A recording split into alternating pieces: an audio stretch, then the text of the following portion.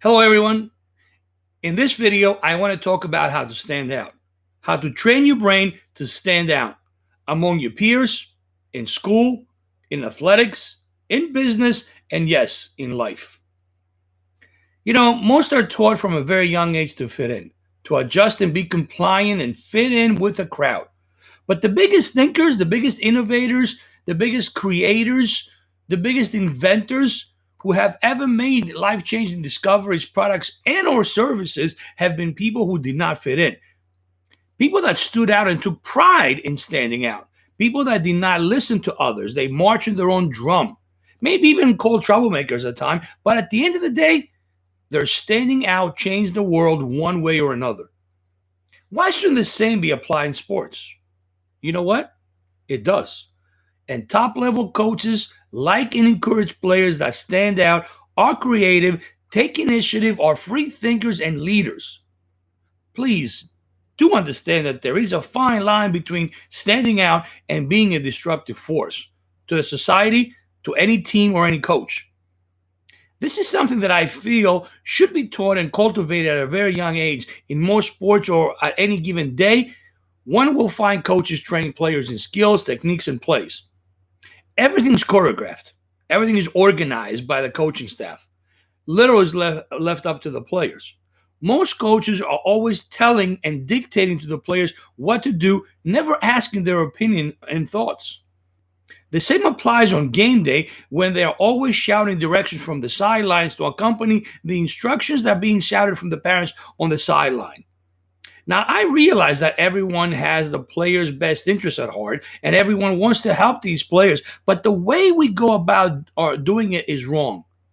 By constantly spoon feeding the players, we're not allowing them to be free thinkers. We're not challenging them. We are creating robots. No one grows from having someone else figure out the solution to any problem when they are faced in any adversity that comes along. By allowing players to figure out their own problems, with our guidance, of course, we allow them to grow in their sport and eventually in life.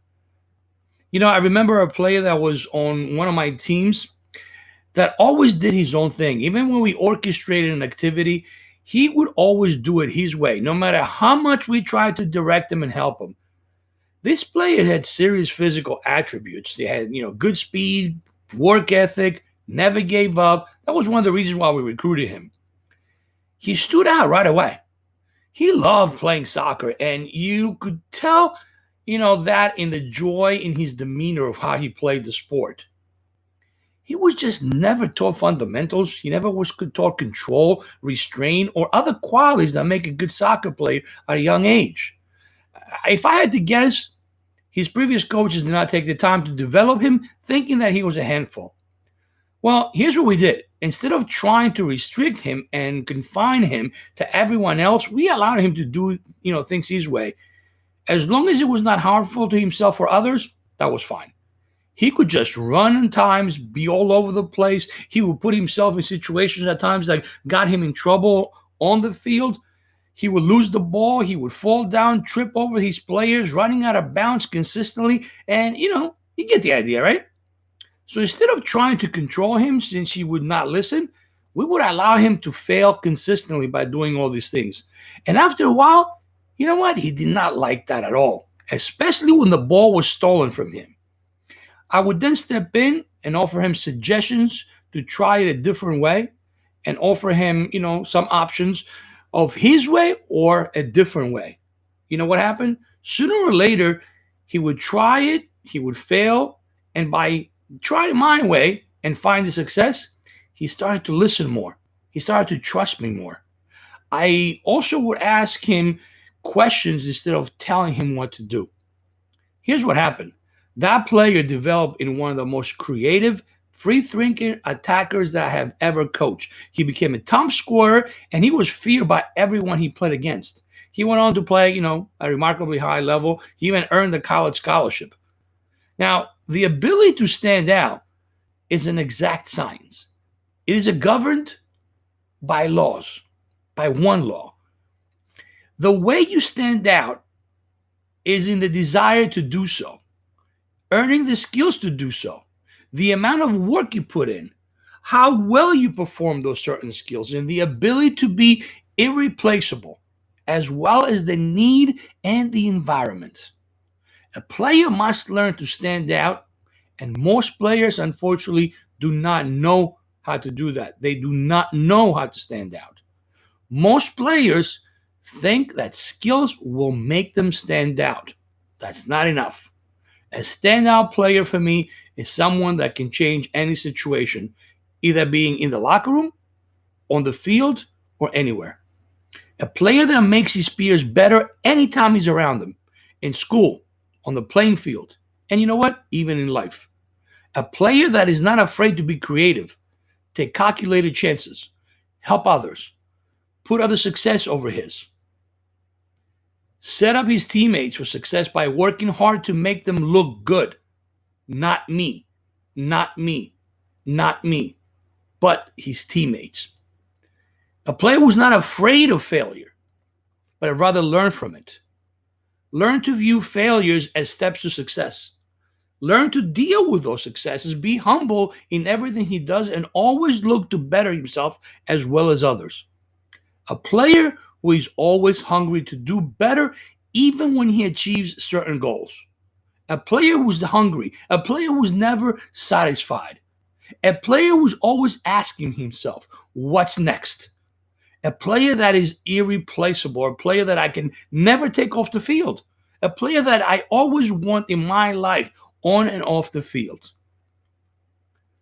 You know, one can do all kinds of things to be noticed and stand out, but many of them do not make a lasting impression. What if instead one could do some things to stand out in a crowded field or even in life and be noticed as real leaders and, talented players and free thinkers? I want to give you a couple of examples. Actually, I want to give you more than a couple. I want to give you quite a few different things that you could try, and I bet you they work. So I want to give you a couple right here. And if you want to get the rest of them, please follow us, like the video, come and try out our way of thinking, our methodology. Be part of our Own Your Soccer Future experience, and you're going to get a lot of these things. So let me just give you a couple for now. The first one, I think it's pretty high on anybody's list, is to be disciplined. Great players are people of impulse, while passionate people, they live by feelings. But those who understand and practice the art of discipline can channel those impulses into something of substance.